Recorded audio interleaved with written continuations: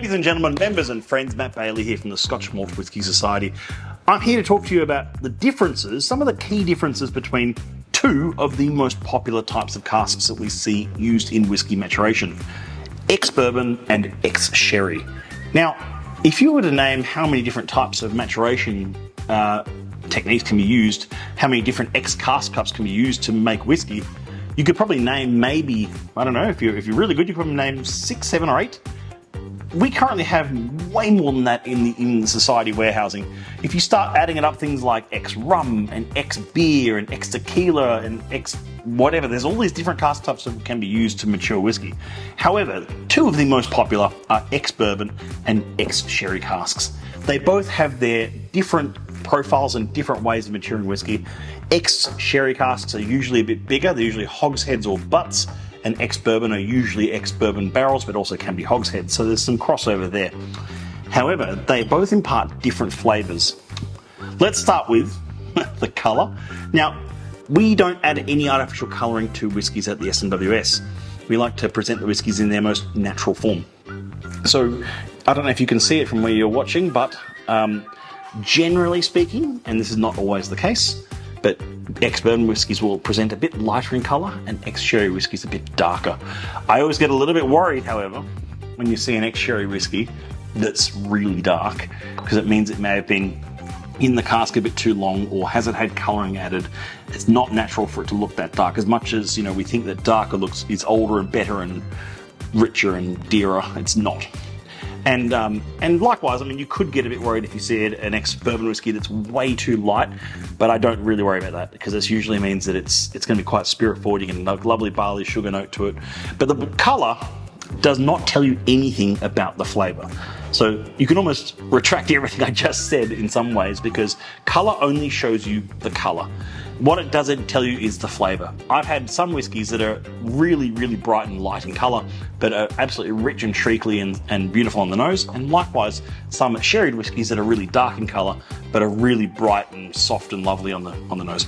So that's, generally speaking, the colour doesn't tell you anything about the whiskey. However, the colour is imparted from the cask, and that flavour is often imparted from the wood into the spirit, and that lovely spirit character and that cask meeting right in the middle.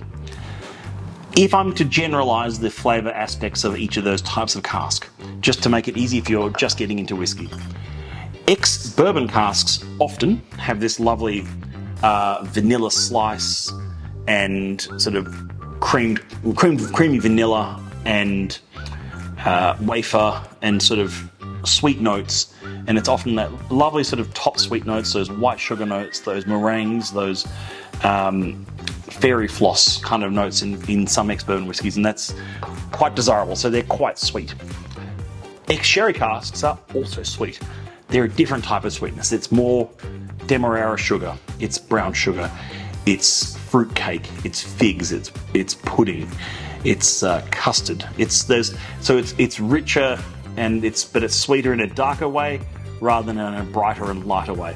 So they definitely have their different levels of sweetness, just as food does, just as even all those things I just described are aspects used in food or ingredients in food that have different flavours and approach differently for each different cask type.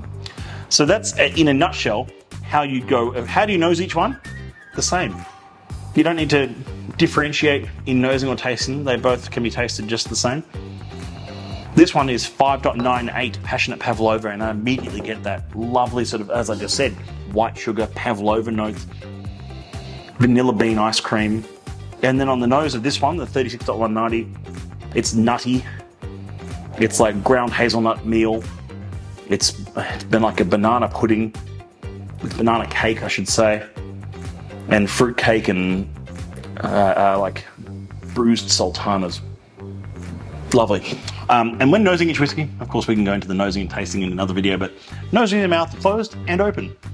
For each one, you'll get a different aroma as you try each one, and really take your time with nosing whiskies.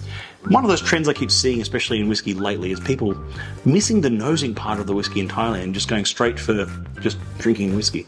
You miss half the experience. The nose is half, if not more, of the experience of drinking whiskey. and then the finish is the other half. The palate is always right in the middle there somewhere, but I'd say it's the least important aspect of drinking the whiskey. The best parts are the nosing and the finishing, and that provides the full olfactory experience that we get and enjoyment of great whiskey.